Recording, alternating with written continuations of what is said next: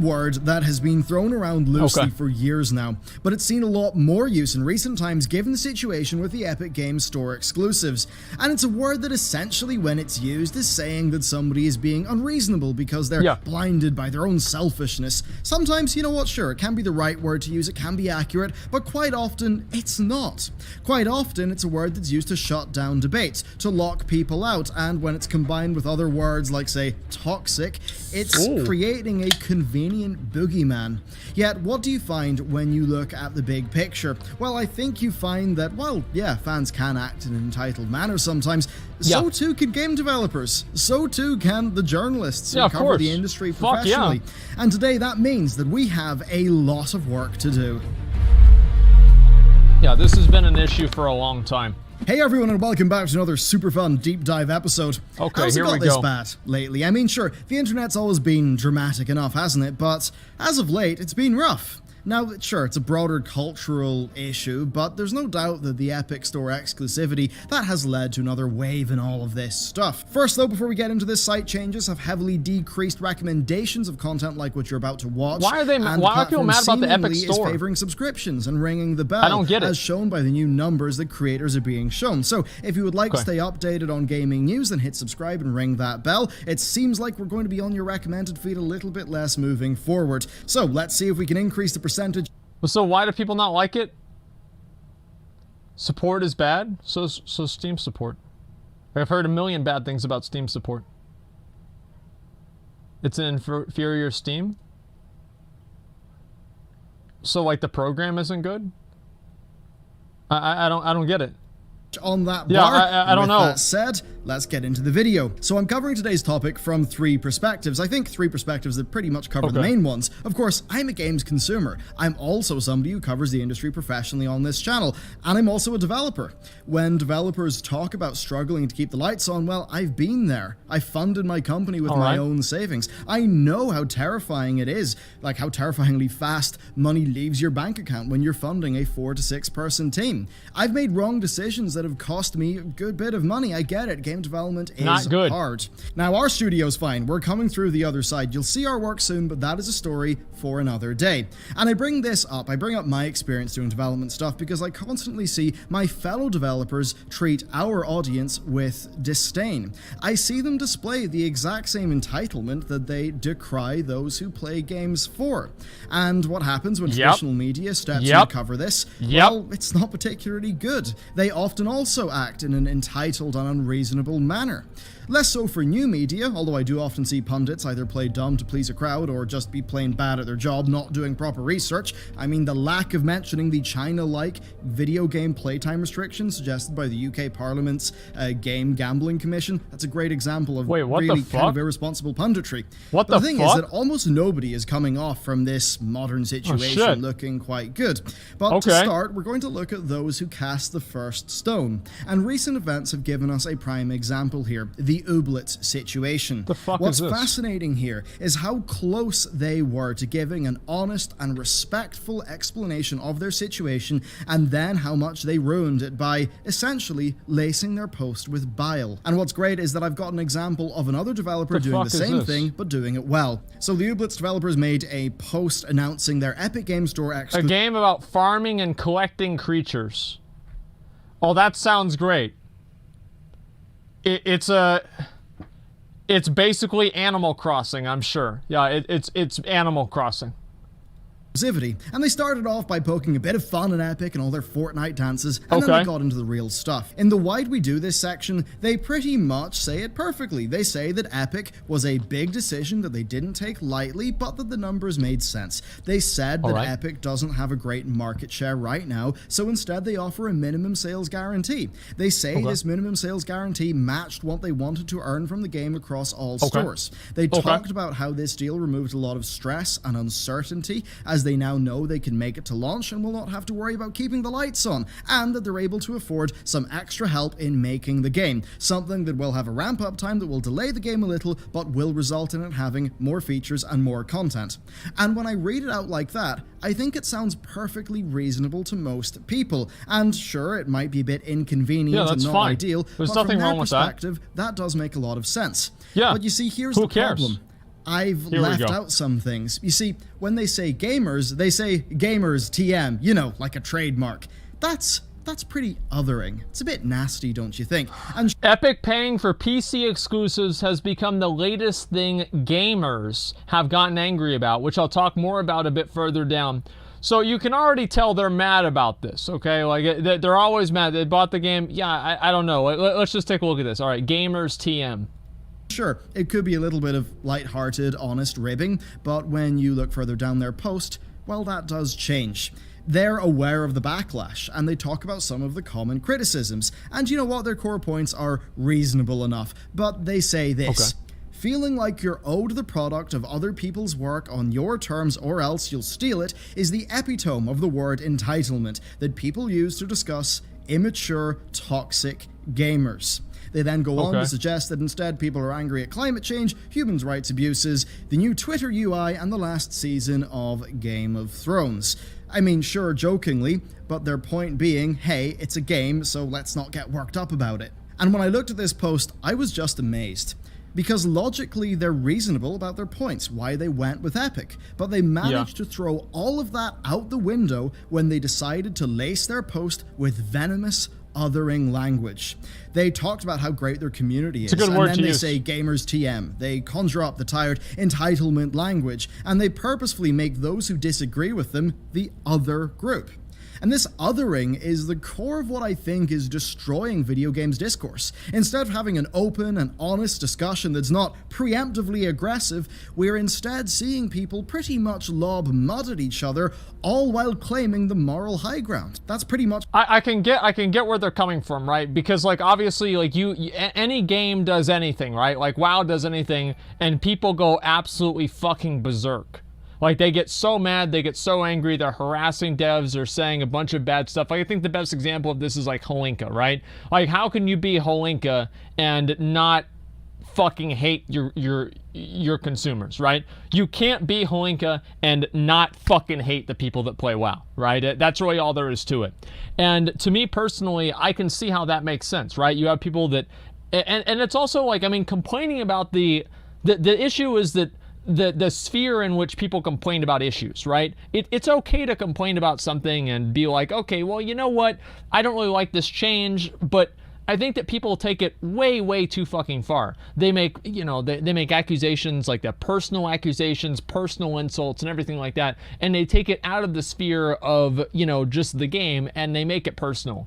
And I think that's something that happens all the time, and it happens on both sides. But the consumers and the people like that do have to do a better job at not really promoting that type of behavior, because I think it just creates an adversarial relationship between the players and the developers, and it makes everything worse. What's been done here, and I think it's remarkably hypocritical. Yeah. We're seeing people decry toxicity while acting in a pretty toxic manner themselves. Why does this happen? Well, the entire point here is the othering language. It dehumanizes individuals who disagree into a broader group, it slaps some labels on them, and then that pretty much gives, in the eyes of the people who are slinging the mud, free rein to lash out.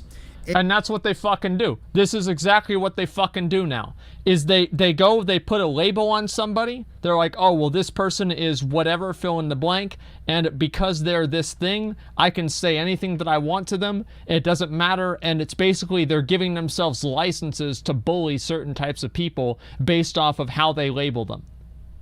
That's pretty much what happens. It's predicated on the disgust reflex, and while it would be easy to bring up some historical examples of this stuff not really working out too well on a cultural level, I think that might be a little bit much given what we're talking about here.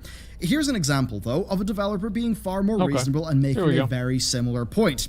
Industries of Titan signed on with Epic. They said it was a timed exclusive, but that they did not want to downplay the inconvenience of their decision. They went on to explain the logistics for their team and the scope of the game, and how Epic will help them realize their game, with their goal being to launch version 1 of their game in both Steam and Epic. They said that the game will be better because of the increased resources, because of the Epic deal, but they ended by saying that they know this is going to inconvenience some of their customers, and they understand if people are no longer interested in their game. And whether you agree or disagree with their decision, I think we can all agree that was a clear and respectful statement.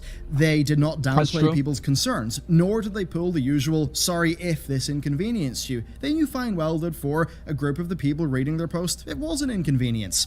And that's how to do it. And if memory serves, the developers of Satisfactory were similarly clear and respectful when they explained their situation.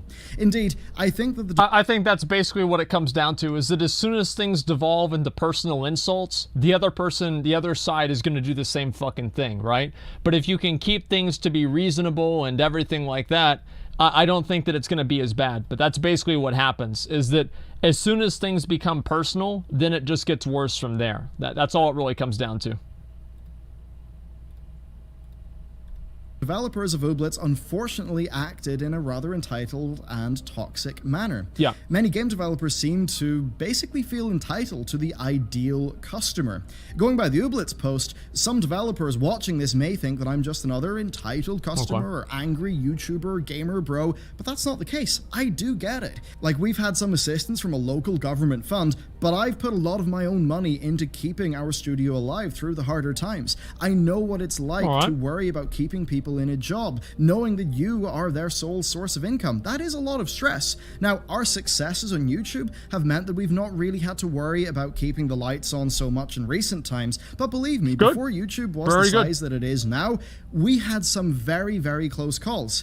And because of this, I actually entirely understand why a team in a different circumstance would sign with Epic. Some people may say it's because a developer has no faith in their game actually selling, so they're greedily grabbing all the money now from Epic.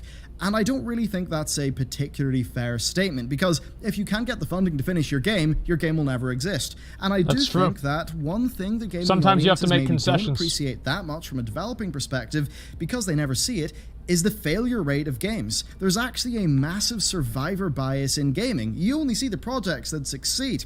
And for every game that you see in Steam, there are far more in Steam that have just slipped under the radar with barely any views. Again, my experience talking to other developers in our local industry, I've seen real-world examples of this happening. Going around the business area of Gamescom. So I'm gonna pause this right here. What's wrong with the Epic Store? Like, I still don't understand it. Why is the Epic Store fundamentally bad? But why is it bad? It's not Steam. It's spyware. Exclusivity. So because people just hate Fortnite.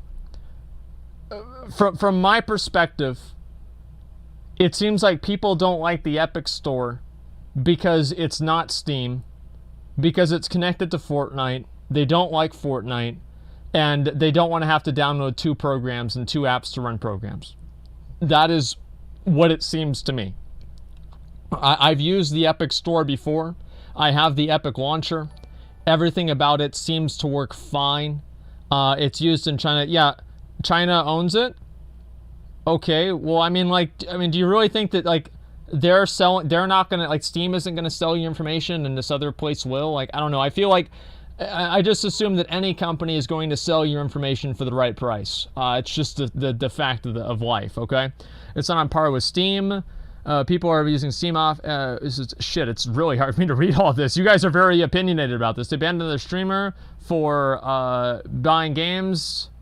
I don't even know about that. I can't even see that. Nothing specifically to having Steam. It's just Origin and PC. Yeah, I think it's also annoying, right? It's the same thing that I talked about before with, like, now you've got to have, like, you got to have Netflix, you've got to have Hulu, there's HBO Go, there's, like, all of these different services that you've got to pay for. And the last thing that I want to see is another service. And I think people can categorically dislike, oh, fuck, now we've got to deal with another service launcher. I can understand that 100%. I agree with you.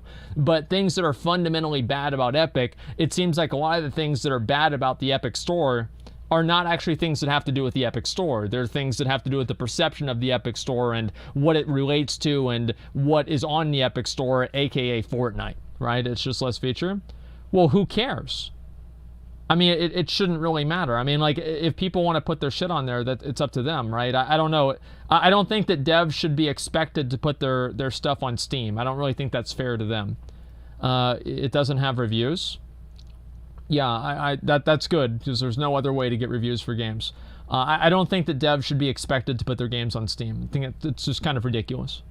Seeing other indies pitching myself, talking to publishers, I see that failure rate. Indeed, we have 2 dead game projects in our past. And when you get down to the logistics of it, the amount of time that one has to spend securing funding, that's often one of the things that gets in the way of actually making the game like the most. So for some teams, signing a deal with a platform does make a lot of sense. It's not them being greedy, often it's just them putting their employees and their families first, understanding that developing with a clear budget and a clear plan is a better path. Personally, obviously, I do think that Epic exclusivity should pretty much be your last resort if you can't get other things set in place. But clearly, for some developers, it can be a valuable solution and it can be the difference between a game existing or not.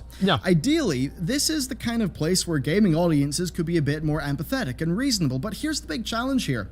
When the developers are acting in a way like how the Ooblets developers did, it's kind of unreasonable to expect them to be. We live in the real world, and developers have to understand that as much as they might have good logic behind what they're saying, if they hurl stones, they're not going to make friends. And if you hurl stones... So same thing whenever I make fun of people on like the internet, right? If I make fun of people on Reddit, or I make fun of people on the general forums, it would be weird for me to do that and then be upset whenever they say shit bad to me, right? Because it's like, you don't talk shit about other people and then expect them not to say anything bad about you, right? I mean, that's the way it goes. I mean, if I'm pulling up people's armories and I'm making fun of them for being dog shit, and then they're gonna turn around and make fun of me for, you know, not having any fucking hair, right? That's just the way that it goes. Is that a different thing because it's like personal versus your video game character? Yeah, it's different, but it's basically the same thing, right? If you create animosity with somebody else, you should expect to get at least some of that animosity back. Now, it does matter who started it, but at the same time, like, it's like, if you want to treat gamers and put gamers in quotation marks and everything like that, then yeah, you're going to expect to have people that just don't want to be treated like some sort of other, like some sort of bad person or whatever. You're going to expect to have people like that get pissed off about it. Of fucking course they will. Come on. Your audience, yes, the very people who you should be making your game for, people who, I mean, it's all about the customer, then it's not going to end very well, is it? Just look at how well CD Projekt Red have done by just being reasonable with their audience. And the cultural rift that perpetuates this, it really does extend past just developers and gamers. It seemingly has also extended to many of those who cover our industry, with many outlets being outright hostile, or at the very least, having a really condescending snark be built into their work. And as much as, yeah, I'd say that well, they have a fucking agenda. Like, half of the people that write these articles, it seems very clear to me that they have an agenda whenever they write these articles saying bad things about these games. They want to use their position as being a journalist, or whatever they want to call it, to push some sort of agenda that they have. And I understand that, like, it's kind of reasonable. Everybody should have, like, ideals and everything like that. But at the same time, I think that whenever you do, and you're writing things, especially for like reviews for games or something like that, you should try not to let your own personal biases and everything like that and personal agendas influence the way that you review the game. It just seems like the fair thing to do. You should be as unbiased as possible and come into it with an open mind. Kotaku can produce excellent journalism with, say, their recent BioWare pieces. True. They're also quite guilty of this. There's a lot of talking down to people. They then typically seem to act surprised when they receive backlash for the bad faith manner in which they sometimes behave. Again, the topic of entitlement comes up here. As much as they may decry gaming audiences for being entitled and toxic, well, they themselves often act in a toxic and entitled way, throwing stones when none need be thrown. Games media, you're not entitled to have what you say go unchallenged. You're not entitled to act in a condescending and toxic manner free from pushback. You have to be reasonable. And for the rest of us as consumers, well, I think, we're not entitled to developers doing exactly what we wish. I think if they diverge from our interests, well, I think that's when it's time to move on to greener, more productive pastures. We do need to think about our own behavior and ensure that we're not acting in a hypocritical manner here. And really, when I look at a lot of the developer snark that I see, at a lot of the snarky articles that I see, I think this is what's been forgotten. Regardless of whether somebody is a dev, a journalist, or a player of games, they are a person. Here's the fucking thing, dude, is you have these fucking people that play these games and insert themselves into the gaming community, and they don't even play fucking video games.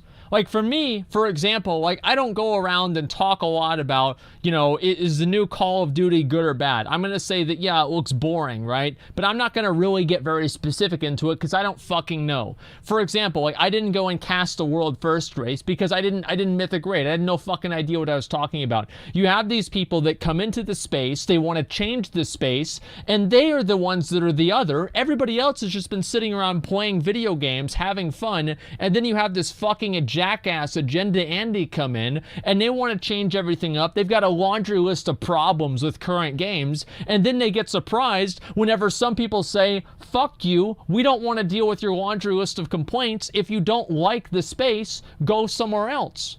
Like, it's completely different. And the answer is, yeah, all of this shit, right? If you don't even play the fucking games, of course gamers are going to be defensive whenever people come into their space and try to change it. Like, fucking duh. Like, yeah, of course. Imagine somebody goes into your house and starts rearranging all your furniture. You're like, wait, I thought my chair was supposed to be over there. Like, oh no, we don't like that chair anymore. That chair's made out of wood and we want to preserve the environment. So we gave you this piece of shit instead. You know, you're going to have to sit on this metal chair now. You're going to have to sit on a stump. You know, like, no, fuck that, man. Like, if people want to do this kind of stuff, they should expect to get pushback. That's all there is to it. Stand your ground. Well, yeah, you have people that are coming from outside the space, they're coming into the space to tell these people who are just there that everything they're doing is wrong. Like, yeah, of course they're going to be defensive. Just people with different perspectives. This industry is at its best when we're treating each other with respect and dignity as people. Yeah, it is possible for two people to be entirely correct in what they say, but just have opposing goals or opposing perspectives. That's true. In these cases, what are we to do? Are we to throw stones, throw muck at each other? No. Are we to say gamers TM? That's not helpful. Tim Sweeney, maybe you don't tweet that. Jason. In response to community feedback, I have reviewed the tone of the Ooblets exclusivity announcement and wish to make the following official statement. It was awesome. Oh, right. Okay. So this is what they do, right? And like, you guys will see this. Like, once you see it, then you know it. These game developers, right, and game journalists, they suck the dick of the publishers and the developers because that way they hope the publishers and the developers will do them favors later on. That's why they do it. They're not doing it because they actually believe it. They're doing it just for to fulfill, basically, they're doing it for money, basically. Yeah, that's all there is to it. Epic CEO. Well, yeah, exactly. I mean, like, this is like an example. I don't know who this guy is, but yeah. Well, what a surprise. Somebody who signs their game to be exclusive on his platform, he's going to say positive things about them and defend them. I can't believe it. Can you believe that's disgusting, isn't it? Like, can you believe that people who are business partners are going to defend each other publicly? Like, this is completely meaningless. Schreier, maybe you don't tweet that, or maybe you reword it to be a bit more diplomatic. So to conclude, being reasonable is what's important. Be it developer, journalist, YouTuber, game consumer, I'm sure we're all guilty of not being reasonable from time to time. And when I think we look around us, it's pretty clear that this is all playing into a really big, bad feedback loop that is just making games discourse worse. I mean, man, I look at some of these dev posts and articles, and it's just depressing. It doesn't need to be that way. So let's not immediately assume that developers are acting out of sheer greed, but equally, let's not lace our articles with venom. Let's not talk down to our audiences. Let's not be pointlessly nasty, which is what I think the Ooblets developers and recently just a lot of devs and press have been doing. And look, I don't think this will be a popular video. I've criticized just about everybody here, but to be clear, as a developer, as somebody who covers the news, and as a consumer, I've been guilty of just about everything I've mentioned in this video. And this video is by no means perfect. My best hope is that you can advance these ideas past where I've taken them in this video. This has got to be an ongoing discussion. I would love to hear what you have to say. And just where do you think we're at with discourse and gaming? How do you think it can be better? I would love to know. So thank you very much for watching this video. There'll be a lot of content on this channel this week, so, you know, consider hitting that sub button or maybe ringing that bell. But with that, thank you very much, and I'll see you next time. Okay. So I don't know. I think that's why devs lash out on Twitter. Well, I understand like being a dev. I get it. Honestly, the way that I think that they should handle it is like the devs just shouldn't have Twitters, right? Because people are going to give them negative feedback. They're going to hear bad things about their game. This dude spent how many fucking hours on this game, and then it comes out and somebody talks some shit. It's going to make them mad. Like, if you can't deal with it, you just shouldn't even have a Twitter. Don't read the feedback. Just develop the game. I think that's definitely the way that you should look at it. Because like, you can't expect every single person to be able to parse through a bunch of negative feedback and to be able to interpret it in a positive way.